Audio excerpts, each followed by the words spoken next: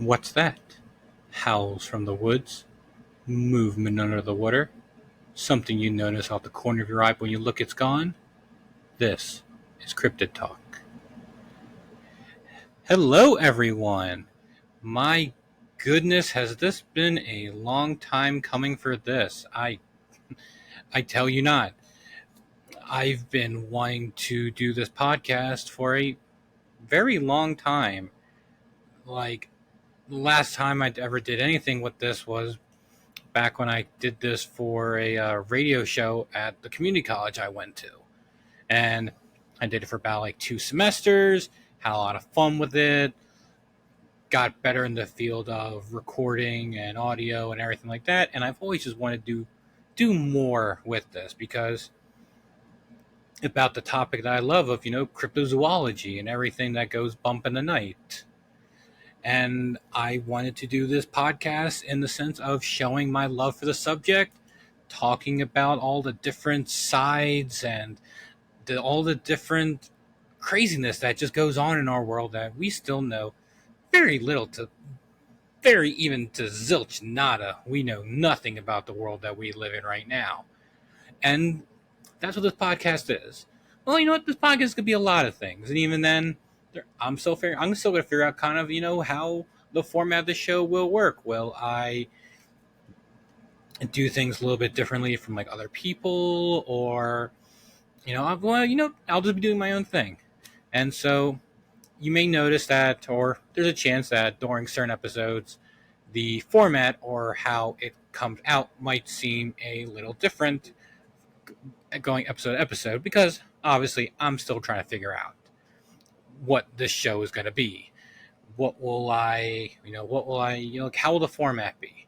And it may change. So I just want to let you know that there is a possibility of that possibly happening.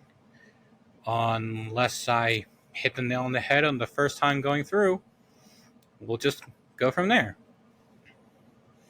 So, anywho, let's get to talking, because there are so many things in the field of cryptozoology that can be talked about in something like this. And for me, I guess what we'll start with today is, what is cryptozoology, in case you're a first-time listener on the subject and you're like, whoa, what's this? I don't listen to what this guy's talking about. Or maybe you're a veteran and you maybe just want someone else's opinions or someone else's views on the topic, because I listen to a bunch of different podcasts like that, and it's nice seeing someone else's views on a topic that you find that you're just so passionate about. And then when you hear someone else talking about it, you're like, let's see how well, how they think about this, in the way I do. Some things you disagree with, some things you don't. Or some things you're like, makes you like re-look at it a little bit, and maybe, look at it from a different perspective, or maybe it goes along with how you feel. But for me, my name is Michael. Excuse me. And I've been interested in the topic of cryptozoology since I was a little kid. I'm still trying to figure out what book series it was, but what got started for me was young little me in grade school, probably first grade, looking in one of the sections of our school's library. And I was looking around and I see there's like this series of books. And when you put all the spines together, they pretty much show like the full story. So it goes from the beginning and goes to the end and just tells you a whole little thing right there. And I'm like, okay, I'll take a look at this. Oh, look, knights, castles. Oh, this is kind of cool. Let's look at this. I pick it up, and the very first one, I just go look through it, and it starts off with like this, like it starts with like Bigfoot, Loch Ness Monster, UFOs, and I was like, whoa, what is this? So I decided to read it, and I was like, wow, and this is this is fascinating. There's this. I've never knew some stuff like this existed, and that was pretty much my first taste of it. And I think that was probably the one book I probably took out of the library the most, because one of the things you had to do was because we had a library class too every week, and you had to, at the end of the class, you had to rent out one book, and like unless there was something else new I wanted to read or something like that, excuse me, that book was the book I took out pretty much almost every single time, unless there's something else I wanted to try. And and I loved it. It was always, it was only like the actual sections that talked about it was not very long. It was only maybe like the first few like chapters or something like that. But after that, I got into like boring stuff, and I'm like, eh. So I literally just read those first few like chapters, sections, whatever they were, and those are all I read. I just read it, go like just reading it and reading it. It showed the picture of Patty from the Patterson and Gimlin footage. It showed the original photograph of Nessie back in the day. It even showed some possible, like, some really weird black and white UFOs. But the the whole idea of that was that the fact that this stuff exists, and I can read it in a book. And for me, especially young little me, reading things in books was definitely not my thing. Not at all. So the fact that I was actually had a book I actually enjoyed reading, constantly reading it, it was kind of a big thing for me back then. Even is today. Even though when I look ahead of me, I've got a lot more cryptozoology, Bigfoot, all the creepy fun books just all right in front of me right now. And yeah, so that's what got me started. And then I started seeing, shows on TV about like, oh, this person's telling the story about they saw a Bigfoot or Nessie or UFOs, like the big three. When you think of anything like paranormal, maybe you consider ghosts, but if you were going to like the physical realm, Bigfoot, Nessie, and like UFOs were like the first three things that most people thought of when it comes to all the craziness that goes on in our world. And and I was like watching TV. I was like, "Wow, look at this! Look at this! Look at this!" Obviously, being young, little naive me, I thought every single thing that I was seeing on the TV, was like real. Like, oh my god, like they have like recording of a UFO, Bigfoot, Nessie, right there. Obviously, knowing that most of this stuff was recreations. Oh, excuse me, of these stories. And I'm like, okay. And obviously, growing older and stuff like that, I would obviously realize that, and then slowly started taking things with a grain of salt, but not much. But then I also grew up with, watching Animal X, and that was probably my first real taste of a very legitimate show. Because unfortunately, not every paranormal like this kind of show out there is legit. A lot of it is just for entertainment, but there are some shows out there that are trying to find the truth and get some of these creatures, cryptids on camera. And yeah, so I had Animal X, certain shows come here and there, but then the big one, a big show for me that went on for years and years was Monster Quest. Monster Quest was actually when I started finally seeing like, whoa, there is a lot more of this stuff out there than I had any idea. Sure, up until this point, by the time that this show came out, I had honestly already heard of like Chupacabra, Mothman, Dogman. So I've already kind of heard some of this stuff, right? Even like Lizard Man. So more cryptids have been were put onto my radar by the time that Monster Quest came out. But then there was more stuff of like giant, like giant animals that shouldn't be alive, and all these other crazy things, like all that are all over the world. And I'm like, my god, like the stuff I knew is only scratching the surface of what's supposedly out there. And I'm hoping by the time that my life, finally does come to an end, that I can finally, I'll be around for some of these discoveries, for some of these things, because God, boy howdy, would it be it would be amazing to get like final physical proof of like Bigfoot, Nessie, something else. I don't know, but I'm hoping I'm around for when that time comes. And for some of these things, we'll use Bigfoot for a quick example. It's not a matter of if we'll get the evidence to finally prove that it exists. It's just a matter of when. It's only a matter of time till we do. And again, I really hope I'm around for that. That's what makes this topic just so fascinating and entertaining for me, that I can get in conversation about cryptozoology with someone and I can talk their ear out about it for hours and hours, because there's just so much to talk about. I've learned so much, and some of the stuff that's supposedly in the woods is very creepy and terrifying. But then there's a lot of stuff that's just very fascinating, and obviously all the questions of like, what is it? What are they? Where did it come from? Is it dangerous? Is it not dangerous? All those questions that come into your mind when you think of these creatures that supposedly do live in here. Some that I believe that do, but we'll get into those at certain points and all this. I don't want to get ahead of myself. And then of course the biggest influence for me in my entire life, that because as I will say also now, I'm an amateur Bigfoot researcher. I haven't gotten I haven't gotten my feet on the ground too many times yet, but and as a quick little tease for a future episode, I have been on a BFRO expedition last year, and I did have some activity. I won't go too deeply into it, but at the moment, I have had some experiences, and also found a possible juvenile track in the Pine Barrens of New Jersey. But again, when we get to Bigfoot, we'll dive in deep. No, wait, no. We'll dive deeper into it. Yeah, I had it right the first time.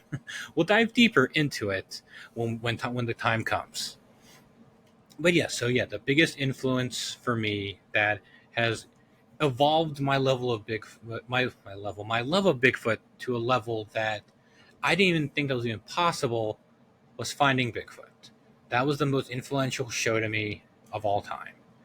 When I saw that there were these four individuals going into the woods and trying to actually, find evidence, and these were real people actually trying to actually find out, get evidence of of these creatures, and actually trying to prove that they are real. These are real people. These are the people that I was enthralled at. The first time I saw the commercial for this, the first time, I was sitting on my couch, jaw dropped, jaw hitting the floor, amazed at what I'm seeing right now. Because I've had some times where that, it was just because some of the shows I saw beforehand, were it's kind of sketchy. And up until before this point, Monster Quest had actually stopped the show had ended. So I went through a dry spell for a while of not having really anything to do. But then, of course, but Finding Bigfoot opened up my love of Bigfoot to a level just beyond. And now I eat, sleep, and drink Bigfoot. I've got some replica casts. I've got Patty's left and right foot. It's pretty much like when people who know me think of me, they're like, oh yeah, Mike, he's the Bigfoot guy, cryptid guy, and stuff like that. And yeah, so I'm hoping, that in the end that this podcast will be enjoyable and everything. And I'll save that for the end of what I'll say next. But for now, let's get into we'll get into it. So, quick thing again. There's probably some people who already know, but if you're a first-time listener or interested in the topic, what is cryptozoology? Well, cryptozoology is the study of animals that science does not have scientific proof of yet. Ergo, Bigfoot. There's a lot of evidence, more evidence out there than people realize. Because a lot of people, when they I'm just going to use Bigfoot as an example because Bigfoot's probably one of the most well-known, well-documented cryptids of the like of all time, and there's a lot more evidence behind it. But when a lot of people, when they say, who people who do not believe, they're like, "Oh, Bigfoot? Oh no, that thing's not real. There's like no evidence of that." Because a lot of times people who think about the topics and the subject don't really look into it that well, or just don't even look into it at all. Which nothing wrong with that, but they're just like, to them, to people's minds, they don't believe that something like this does exist. So in their mind right away, they just think, okay, Bigfoot doesn't exist. Boo! The evidence is not there. But then sometimes people will be like, well, but I believe they don't. I believe they're not real. But is there really not any evidence? And maybe you got some people who do look, but most people don't look just because of just lack of knowledge. And some people who actually see all the evidence, all like the reports that people have submitted, all the tracks, like hair, some decent videos, even the not so decent ones that you can't really see much, but some like the very decent videos out there. Once people actually see those, they're like, "Huh, maybe I need to rethink this a little bit." And that's the one thing that this podcast is also not for the point of trying to convince people that cryptids are real, or to disprove how what you think is real or not real. I'm not trying to do that at all. I'm just a guy who just loves the topic and just wants to talk about it and wants to share his thoughts with others. And if I convince you, great, awesome. Or if you still skeptical about it and you believe I'm a crazy whack job, that's okay too. But all I would say is that it's okay if you don't want to believe. If people just straight up say like, "Oh, this doesn't exist," without like really thinking about or really looking into it, that's not the proper way of doing it. I will say, you are completely allowed to not believe. That's completely fine to you. But hear the evidence, look at all of it, hear it, and then if you truly still don't believe, that's perfectly fine. Even then, there is nothing wrong with being skeptical about it. Because even for me, like I have to be skeptical about so many videos and like reports of things. Like I've seen so many videos of like 100% proof of Bigfoot of this thing, and I watch it and I'm like, I I, I, I want to believe this is real, but I can tell it's fake.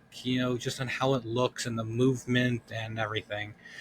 And that's the one unfortunate thing when it comes to video evidence, because a lot of this evidence that people say is real, but clearly when you look at it, it's clearly fake or computer generated or something.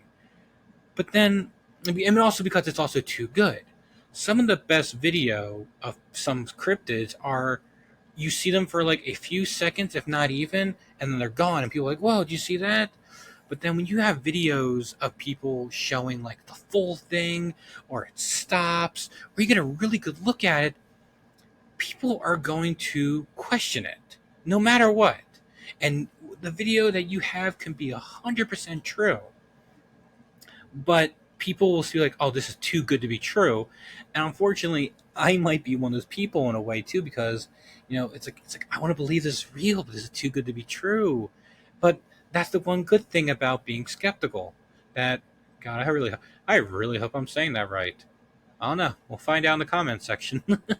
but but that's the one thing that it is good to be wary of certain evidence, stuff like that, because that keeps you sharp. That also, in my personal opinion, gives you credibility that you don't believe that every single video picture that you see is like, it's like, oh, real, real, real, real. When you're like, hold on, all right, hold on, let's step back a little bit and let's look at this and analyze this, and look at it with a fine touch, with a fine tip comb, and let's just look at it deeply and figure it out. And that's what you should do. You want to be wary of a lot of evidence, because there could be some that are real. There's also, unfortunately, there's going to be plenty of them that are fake, and it's because of the ones that are fake that makes when we do someday get like that really good video of a Bigfoot or a lake monster or an alien or something that people be like, look, I got it. It's like, nah, this is too good. There's no way you got this. Like, it's all because of the people who, who did fake it for that moment of fame of like, look at this, look at this, look at this, and ruin it for the rest of us who actually are trying to legitimately get video, pictures, audio of all these cryptids or just, something along those lines. And it makes it difficult. It makes it really tough. But that's why we have to stand strong and know what, stand for our beliefs and, just go from there. Anywho, so all right, I think that's a good, good start to all this. So let's dive it back a little bit into, the cryptozoology and everything like that. I already said what it is and everything, but we're getting into a little bit of an interesting thing of there are certain animals that we all know today that are like, oh, okay, this animal, like, oh, well, yeah, of course, I know that animal's real. Well, would you be surprised that some animals that we know today are actually were once considered cryptids? Shocking, right? I'm kind of surprised too when I saw this years ago of being like, oh my god, like this animal that everyone clearly knows used to be a cryptid, and we're just gonna go down the list because I got a handy dandy little list here, and we're just gonna just start from the top and just work our way bottom. So the first one we're gonna go with is the coelacanth. The coelacanth was an ancient species of prehistoric fish that was known to live during the time of the dinosaurs. Looking at fossil records and everything, it's like, all right, cool, like, hey, look, fish, pretty neat. But then in 1938 a coelacanth was found was fished out of the water, and this meant that they were still alive. And I believe there are two spots at the moment of the world that people know of that coelacanths do live in. I think somewhere around southern southwestern Asia, and I believe also below the southern tip of Africa. But yeah, so as far as what people are aware of right now, those are the only two places in the world where there actually are living coelacanths. And I've seen some footage of, like a submersible going down there, and lo and behold, there's living coelacanths right there. An ancient species of fish that we knew existed at one point is still alive today. But of course, then that opens up the whole thing of like, wait. So like, what about other cryptids like Megalodon and, like Nessie being like a plesiosaur and everything else like that? That then opens up the whole. That opened up a whole. God, I cannot think of the words for it. Pretty much started a domino effect of now people questioning other possible aquatic cryptids and seeing if they're possibly real. But I won't dive too deep to dive into that. Man, I am not doing well with that today. We'll go into that when we get to the respective cryptids during that time. But yeah, so the coelacanth, was once considered that. Now that's a little bit of a stretch one, a little bit, because people are aware that they exist, but like it's not like an animal you go to the zoo of and be like, oh look, a coelacanth. No, but some of these animals I do have on my list, you do see at the zoo, and were once considered cryptids. Like this one, kind of surprising me a little bit, but not that much when you really do think down to it. Gorillas. Gorillas were actually once considered a cryptid because for most, especially Westerners like us in America and even parts of Europe, thinking of a giant hairy ape creature, that seems crazy. Probably at this point, other smaller ape species have been discovered, but when they're hearing stories of this big, the big ape like animal, and people don't believe it. But then during the time of explorers going from 1856 to 1859, they had then discovered that gorillas, are a living thing, and then it wasn't until 1861 where a dead body of one was actually brought over, so that people would be like, "Whoa!" I was like, "Oh, there it is." like, here's this creature right here. And then actually, if I'm actually looking at this correctly, apparently officially, I actually probably missed this, but officially the gorilla was actually not known, was actually taken off as being as a cryptid in 1902. Not even, just like a little over 100 years ago, gorillas was technically still considered a cryptid. But now, as we know, because we go to the zoo and look, there's a gorilla. You know, it's kind of, like, it's crazy that something that we just all know today used to be considered a cryptid. And so it's like, all right, well, we thought gorillas, it's only time for, Bigfoot, or stuff like that. So hopefully, you know I'm not hoping that it's as easy as like going to the zoo and it's like, oh, look, a Bigfoot. No, I hope that's, if we ever get to that point, we never ever get Bigfoot in a cage ever. I think that would just be, that's just not right. Even zoos are even just a problem in that sense. But just something along those lines apparently just would just not be a good idea. Next one is actually, I have a funny story about this one personally myself. Komodo dragons. Komodo dragons actually were once considered a cryptid. Obviously, because the Komodo dragons are the biggest known lizard species on the planet. And in 1910, they heard, an explorer went to the island of Komodo, which is in Indonesia, and was laughed at by scientists because of, like, haha, giant lizard the size of a man, ha ha ha, you crazy. But then he was able to he brought one back alive, and then people were like, whoa, okay, we are sorry. Yeah, Komodo dragons. That was also a very surprising one for me too, because obviously, I guess if you thought about any, because people are some people think that dragons existed, still do exist in some parts of the world, but anytime you ever put the name dragon on an animal, especially back in like early science days, especially of learning species and everything, people be like, you put dragon in front of that, okay, you must be crazy. Like, there's no way that that actually is real. And funny story, I won't delve into it too much, but I was not the sharpest tool in the shed back when I was a kid, and I actually had to go to summer school a few times. When I was a young little kid, still growing my knowledge, and I we had to pick an animal, because I was like, all right, tomorrow, bring an animal that you want to, show off to the class that you like, or your favorite animal. Like, okay, la da da da da da. And they're also like, oh, if you've got a toy or stuffed animal, bring it with you. And so I'm like, all right, you know what? I want to do a Komodo dragon, and I brought I brought a little Komodo dragon beanie baby with me. And I brought it in, I'm showing it to like my teacher and everything. Like, oh, look at this, Komodo dragons. It's like, no, no, no. It's like more or less, she didn't actually knew that Komodo dragons actually were a thing. It's like, yeah, they're real. She thought I was crazy, until I went to one of the science books. I'm like, look, Komodo dragon, and she was like, okay, okay, you can do a Komodo dragon. Not saying she was dumb or anything like that, but that's actually kind of an example of people who don't really do the research, may just not be aware of some of the things that, in this case, that everyone knew about.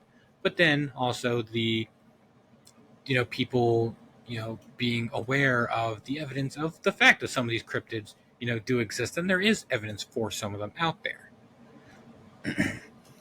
So I always thought that was an interesting one. And unfortunately, this one doesn't breathe fire, but Komodo dragons alone are pretty dangerous. I mean, one of the biggest ones that was seen, um, was 8.5 feet long.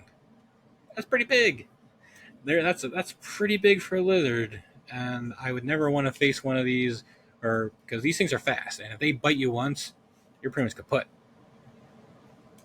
So I'd rather not have to deal with one of those if I had the chance. The next one, this one's kind of interesting because this one I would consider this one the most cryptid of the bunch on this list, and that's the okapi. Now, if you don't know what an okapi is, it's pretty much the relative of a giraffe. It's a very small version of a giraffe, but when you look at it, It looks like it's like a little combination of multiple animals. Because when you look at it, it looks like it's like the blend between a zebra, a donkey, a deer, and like an antelope, and it's kind of got the head a little bit of a giraffe. So how you kind of see that it is kind of a of a cousin. And it was pretty much called like the African unicorn because on how just strange and weird it looked. And if you really do look at it, like it's got like its legs, especially its back legs, are very zebra-like, and it just literally just looks like just someone just sewed a bunch of pieces of animals together, and boom, they made a copy. I think I've seen a copy once or twice in my life at the zoo where I nearby where I live, and I was fascinated. So that something like this actually does exist, and it's such a strange, different looking animal, and it's like it's hard to believe that something like this does exist. And but even today though, these animals are extremely rare and are hard to find because they live in some of the deepest parts of Africa in the forests. And some of the forests are difficult to get through, and these things live in there. So they're just a hard animal just to find in general. And then actually, when the world actually knew that this thing actually did exist was actually 1901 when Sir Harry Johnson found a skeleton and the skin and sent it to the British Museum, where they then classified it as a new species. So a weird animal known as a unicorn, but then all of a sudden, here's the evidence of it existing today. And I think the okapi would probably be up there as like one of my favorite, like top five like favorite animals, just because on how unique it is. Like again, it is kind of like a close genetic link to giraffes, but I just love the fact on how different it is. And you're like, huh? It's like it's amazing that something like this exists, and that's why I love the whole topic of cryptozoology because all these things that people are talking about, all this crazy stuff. One of these days, we might find out that they actually are real. And fingers crossed again. I hope I'm there for it. The next one. This one actually kind of surprised me a little bit. Um, did you know that pandas were actually once considered a cryptid? I know. I'm actually kind of shocked too about that a little bit myself. Because you think of like like everyone in the world knows about pandas. They're the big black and white bears that they just look all cuddly. The little baby sneezes and freaks out the mom, or the other one that knows kung fu. But it's just a well-known animal that thinking that it was once considered a cryptid is mind-boggling. And it actually wasn't until 1869 when, to the Western world, that pandas existed. Because obviously, pandas live in the forests of China and, eating bamboo and everything else like that. But when they were discovered as real, they're like, whoa, that's. Because the Westerners, most bears that we would see these days, over here, are black bears, grizzly bears, brown bears, and I guess even some parts, if you go up to Alaska and certain parts of Canada, you've got polar bears. So that's like okay, you got like this, but a black and white species of a bear that sounds crazy. But then of course, that was finally discovered. Like, well, we were wrong about this one, and pandas. So that one's really fascinating to me. That just again another well-known animal that we take for granted, that we just know of and see of all the time. Once this it was considered a cryptid, and I find that fascinating. Now this one's pretty interesting, but I guess when you think about it, you can kind of consider on the same level as the okapi, the platypus. Those little cute little guys from Australia were once considered a cryptid because when you look at a platypus, like actually like flat out, it literally looks like someone sewed a bunch of different animal parts together. And it actually probably wasn't until 1798 when someone actually convinced the actually was able to convince people that actually was a real thing and it was not a hoax. And because Actually, if you didn't know this, platypus are actually one of the very few mammals in the world that actually do lay eggs. Actually, no, I think the only other animal is the echidna. I believe they're the only two. Yeah, I believe they're the only two mammals that lay eggs. If I'm wrong, let me know in the comments. But I'm pretty sure, 95% sure that those two are the only ones. And also that I believe the females on their back feet have a poisonous barb that they can use to kick predators and to protect themselves. So I think one of the only very few, if not only maybe the only venomous mammal in the world is the cute little platypus.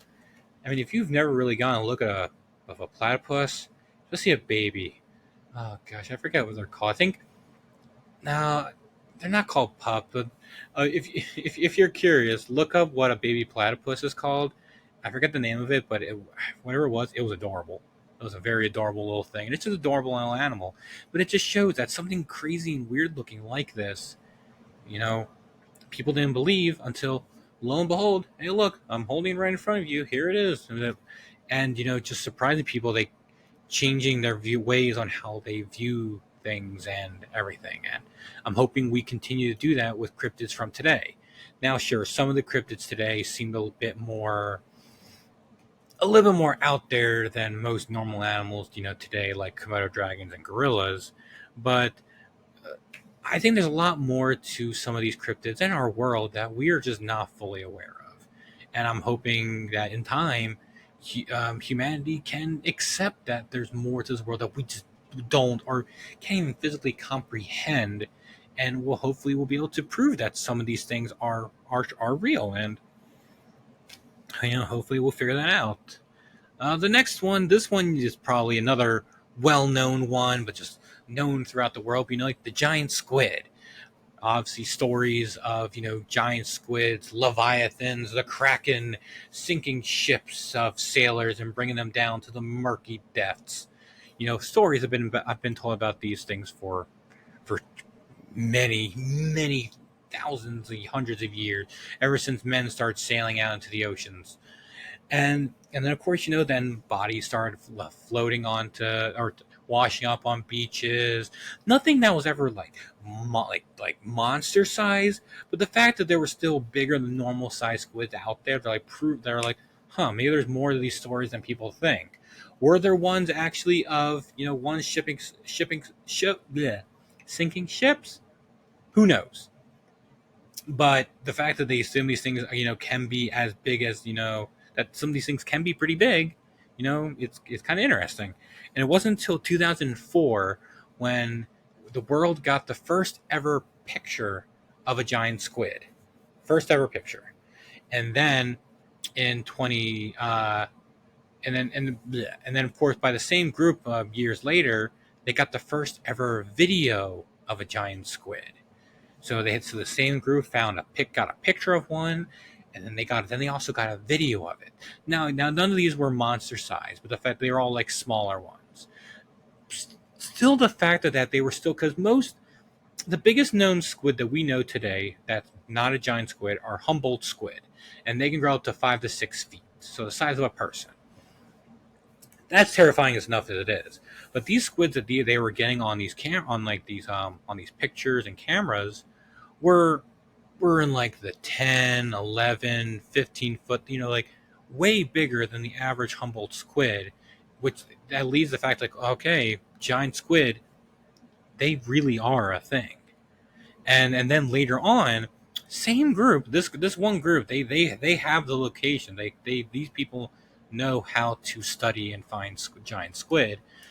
We're also the first people ever to see and record one in person in its natural habitat.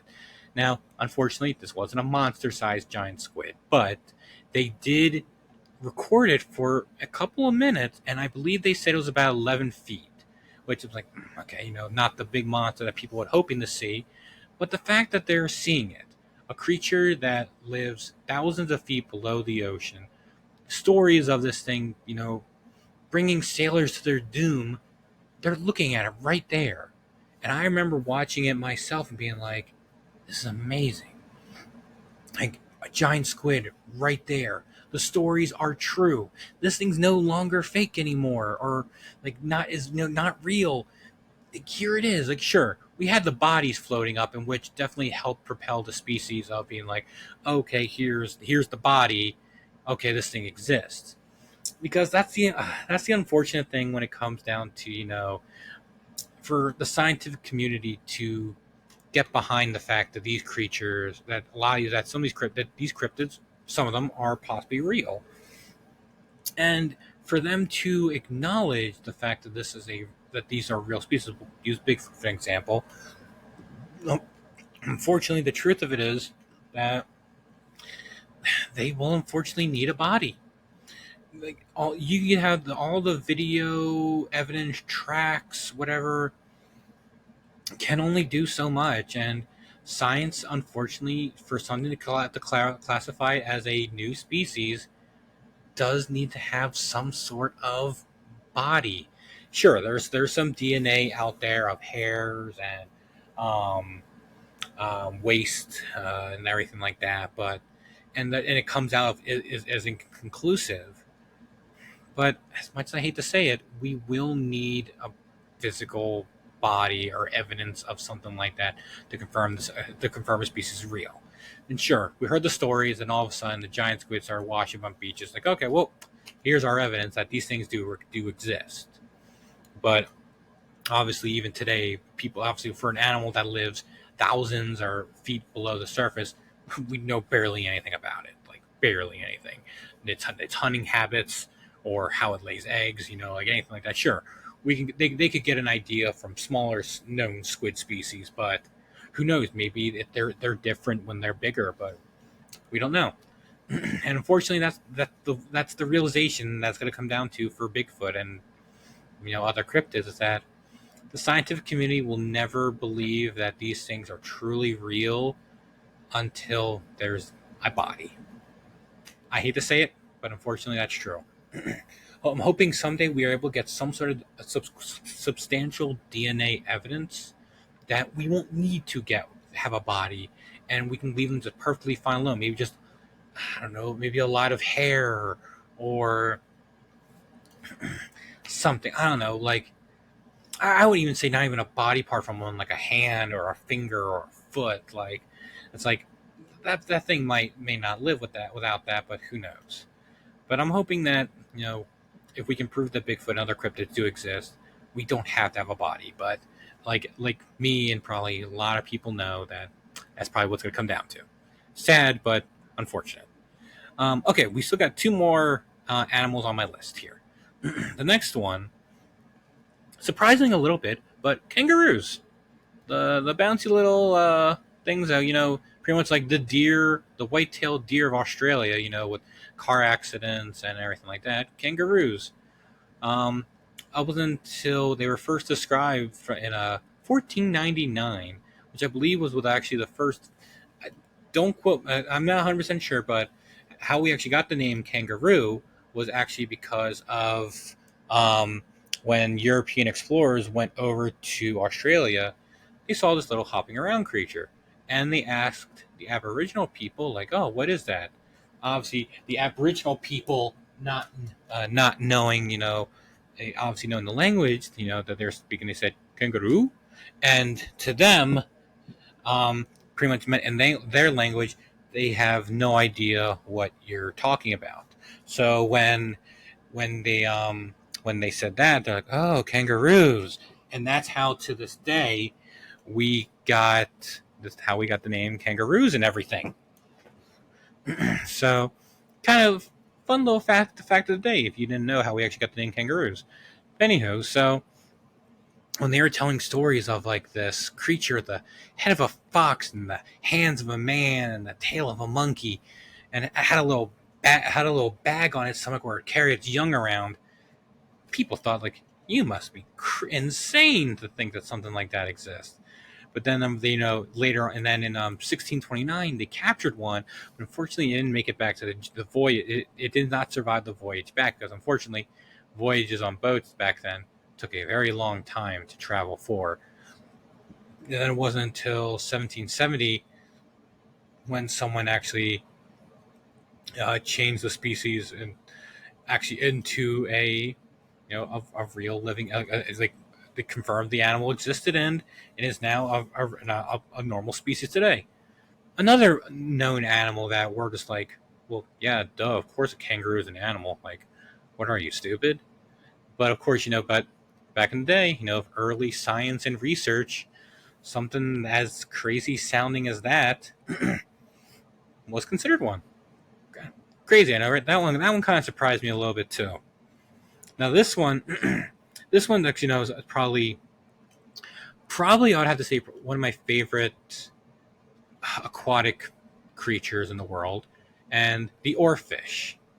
The oarfish is a very long species of deep sea fish that are completely harmless, and they eat like pretty much just plankton and small little guys like that. And it's kind of interesting. We'll go into it when we do get to like sea serpents, sea monsters, and stuff like that. But I believe some reports of sea monsters or sea serpents might have actually been very large oarfish that came from the bottom of the ocean to either because they were sick or dying, or they were feeding and then went back down.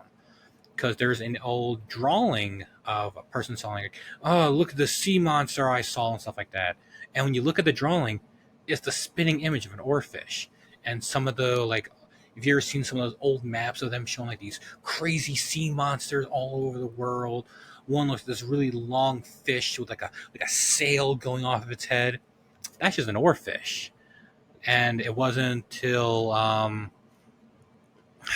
just sometime later. Because it's also the fact that an oarfish was also a tough one because it is a deep sea fish, and it's only seen at certain times and certain locations and everything to feed.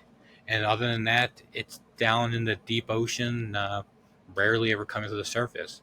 But there have been pictures of oarfish that people have gotten recorded on video, and dead ones wash up on shore of some very large oarfish, like very large. Like if I were just guessing by the people that are carrying that thing, I believe there was one picture of an oarfish that was like 20, 30 feet long, maybe, and it was huge. Unfortunately, of course, it was dead because I think it did wash up on the shore. Fingers crossed. Hopefully, that's how it died. But the fact that something like that, is there is fascinating. And of course, the oarfish is completely harmless. It is a harmless species of fish, has no teeth, anything like that. Sure, maybe there might be that one circumstance you get a little too close to it, and maybe like it tries to like swim away or like flap at you and stuff like that. And sure, it might hit you with its tail, but they're not going to deliberately like come over, sink your boat, and be like giant sea serpent going, and eating you and anything like that. No, they are harmless. And so that's it. That's what I got on my list of animals that we all know today that were once considered cryptids. And maybe to us, Bigfoot is a cryptid right now, but maybe in like 40, 50, maybe 100 years, there'll be like, Bigfoot was a cryptid? Well, no, duh. I can go out to spot W, and I can see a Bigfoot, right? Like almost all the time. Like maybe in the future, people might think that we're strange, that we thought that Bigfoot were a cryptid, and to them, it's like a maybe not as normal of an animal as what we have today, because I believe there's a lot less of them out there. But to them, they just might be like, oh, well, yeah, of course, people know that, like, all right, like, yeah, yeah, yeah. So that's a normal thing, but to people today, it's like it's crazy, and so, hey, fingers crossed that something like that does come out to that point, and so yeah, so that's the list of animals, and I don't know, I'm having a lot of fun with this. This has been a long time coming for me doing this. A lot of preparation, a lot of help from people and everything. And I'm hoping that I have what I want this podcast to be is a few things. Because this is what I want to talk about earlier, but I want to save it till closer to the end. Because roughly, I plan on these episodes being from between like 45 minutes to an hour, maybe a little longer depending on the topic, and if I go through all the things I want to talk about. So I'm definitely not going to try to drag it out. Like, all right, let's get to an hour. Get to an hour. It's like, no, I'll get to like that's my goal. But I'm gonna like if I feel like all right, I'm done. I'm not gonna try to like blab on and you know just for the sake of wasting time. But so more than besides the fact of me just talking about the topics and you know just sharing my thoughts and stuff like that about cryptids. And the other thing I want this podcast to be is that there are a lot of people out there that unfortunately might feel criticized about telling people about cryptids that they have seen. Especially, again, we'll use Big for example because he's probably one of the most well-known cryptids out there, and a lot more people have seen them than probably any other cryptid. And people, get criticized about, saying that they saw a Bigfoot, and people mock them, and people might lose their jobs or anything like that. People might be scared to come out and to talk about it. But I want to be that person that you can talk to me about anything. I've heard a lot of different things. Some things that you probably never even heard of or think that you might be a little outlandish. But I will listen. I want to listen. I want to hear.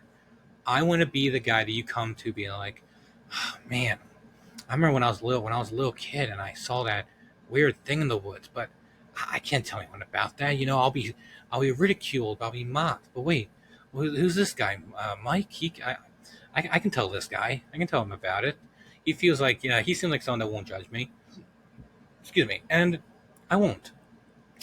I would never judge anyone that ever tells me anything. I mean, obviously, I won't believe every I'm not gonna take like every story that someone tells me like, oh, you're real, real, real, real, real. Obviously, I will pay attention. I will be the person that you vent to about your experience, because some people who have seen these things want to tell people, but they don't know who. And I want to be that person that you tell me. I listen to your story, and you have someone to talk to about it, get some validation on what you saw, because maybe you saw this thing, you're like, it looked like this, I have no idea what it is, and I'll be like, okay, well, you saw this or that, or you might have seen this, but you also may have seen that. Did could you misidentify this as something? No, okay, maybe you did see this. you know I want to be your guy. I want you to come to me, and if you want to, of course, tell me your experiences.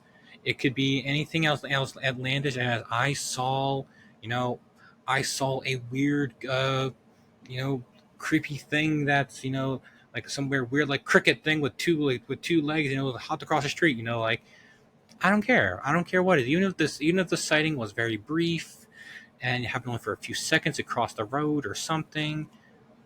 Talk to me. Tell me. I would love to hear these stories. I already have an email already set up that during my lunch breaks at work, if I get sent a bunch of emails of people's stories, I'm probably going to read them during my downtime, because I just love, reading and hearing these stories of people who've encountered known cryptids and sometimes some unknown cryptids and these sometimes very weird stories. And I'm hoping that you can feel comfortable enough to, talking to me. And you don't have to use your real name or anything like that. You can pretty much whatever name you want me to know you by. Tell me. It's like if your real name's Jake, but you don't feel like telling me that, you're like, my name's Ben. Like, all right, cool, Ben. I'm talking to you. So don't feel like you have to tell me exactly who you are or anything like that. Tell me what you're willing to tell me, and I'll listen. I would love to hear your stories, and hoping this reaches enough people, and you know hopefully people get some enjoyment out of it. And sure, yeah, this may not have been the most first super duper exciting first episode, but this is like the first one, and I'm still trying to figure out if there's like a format I want to go, or I might just talk and then just go from there. I mean, sure, like I do. And also the whole thing with this podcast, that I don't intend on making money from this and stuff like that. I am doing this just for the fun of it. Sure, there might be some like merchandise I might do at some point, but nothing like crazy. Like, oh, I'm doing this for the money. It's like, no. If I'm doing this just for the fun and the love of the subject. If anything else more comes from it, hey, that's just icing on the cake at that point. And I'm just doing it along for the ride. So, and then also, if for any reason you're scared to come out and tell yourself because you've never told anyone, you know, or if you know people who have seen something but they don't know who to talk to, send them my way. I'd be more than happy to listen to their stories. And you might be thinking, Michael, how can I tell you about my stories? Well, dear listener, I'll tell you how. If you email me at cryptidtalk91 at AOL.com, email me there, and I will listen to your story. And if you want to reply, say you want to reply. If you don't want to reply, say you don't want to reply. Just say what the nature of your story is in the subject line, and I will read every single email. And I also have this will be on YouTube. At the moment, I don't have an easy way of getting out on like the podcast apps. I'm working on to see if there's anything I can do. But for the moment, now I'll have the YouTube channel Cryptid Talk, and hopefully you can go and listen there. If you have YouTube Music, you should be able to listen to it through there. If not, I will try and make sure that you'll be able to listen to it through there, especially if you have unlimited and everything like that. Also have a Facebook page, Cryptid Talk, and hopefully and go there, follow it. I will post things, maybe some interesting things I might find, and I'll post links to the episodes on there.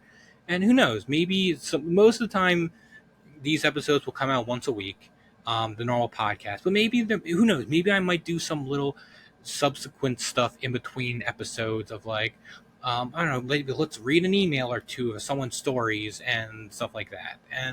Or maybe I might have a whole episode just reading people's stories or something like that. I don't know. I'm just playing around with it. Maybe I come up with ideas of stuff I can do in between episodes, or it's just the normal podcast per week. Or maybe you might get like a surprise episode if something crazy happens and I can't wait to record it. So I'm just like, go, record. And then, here's the story. Let's see, we got the email and everything, the YouTube and everything like that. So I think that's it. And I hope you enjoyed like, share, hit that subscribe button, because anything that you can do to spread the word, that'd be great. Share with your friends, share with coworkers, share with family. I wouldn't mind if you posted on a forum of be like, hey, listen to this guy, I like him, or if you don't like him, I don't know. But, spread the word, because, that's the best way that people know about these things is by word of mouth or by sharing it. So hopefully you get a taste of what we have to come. I might have some guests. I do have one guest lined up of someone who says he wants to be my very first guest. And once I'm able to figure out how to make that work, he will be here. But this obviously won't be a guest podcast. Guests will be, here and there. If I get some people who are interested and, time schedules match up and everything like that. So I hope you enjoyed the very first episode of Cryptid Talk. I'm so excited to finally be doing this, and I can't wait to go on this journey with you, and hopefully you all have a good time. Just sit back, relax. If you have any questions or comments about anything, of something maybe to look into this or try this or something like that, please let me know. All I have to say is, keep your eyes and ears open for the creepiness in store, because you never know what you'll find outside of your door. This has been Cryptid Talk, and I am Michael Madden. Have a good day, everyone.